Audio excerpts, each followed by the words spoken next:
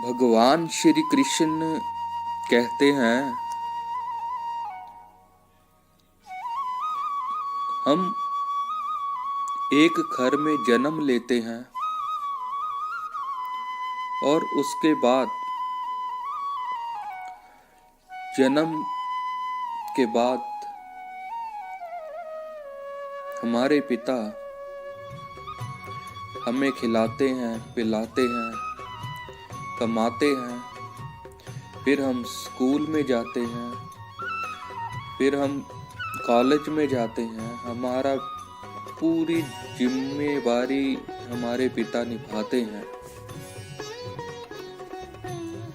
और उसके पश्चात जब हम बड़े हो जाते हैं तो हमारे पिता मान लो कारोबार में नुकसान हो जाता है या शारीरिक तौर पे कुछ प्रॉब्लम आ जाती है, दिक्कत आ जाती है,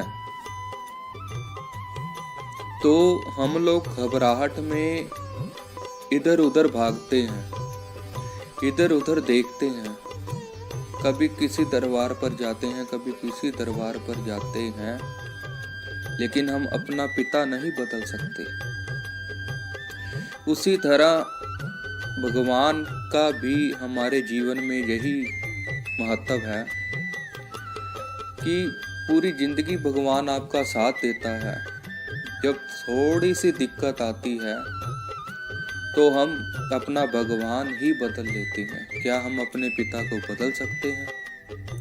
क्या हम अपने पिता को बिस्तर पे पड़े हुए छोड़ सकते हैं?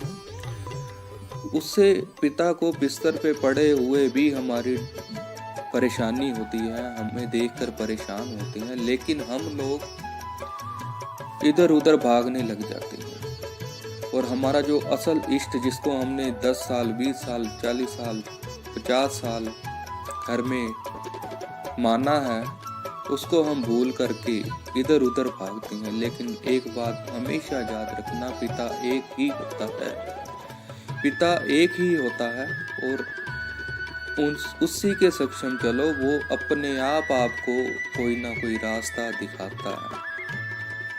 अगर आप बार बार पिता बदलोगे तो आप कहीं भी कुछ नहीं पाओगे, क्योंकि आप कहीं भी चले जाओ आपसे पहले आपके पिता का नाम पूछा जाएगा।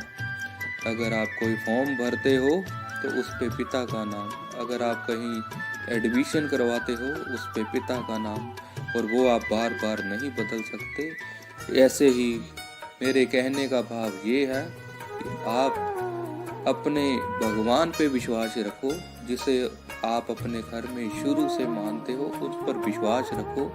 जब हम दुआ करते हैं तो यही मानते हैं कि आप हमारे पिता हो, अपने बच्चों की रक्षा करो, तो फिर आप बाहर क्यों भागते हो? तो मेरी प्रार्थना है, अपने परमात्मा पर, अपने इष्ट पर विश्वास रखो और वो आपके सारे कार्य पूर्ण करेंगे।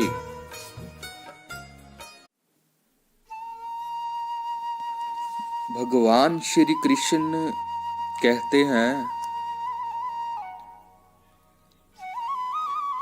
हम एक घर में जन्म लेते हैं और उसके बाद जन्म के बाद हमारे पिता हमें खिलाते हैं, पिलाते हैं, कमाते हैं, फिर हम स्कूल में जाते हैं, फिर हम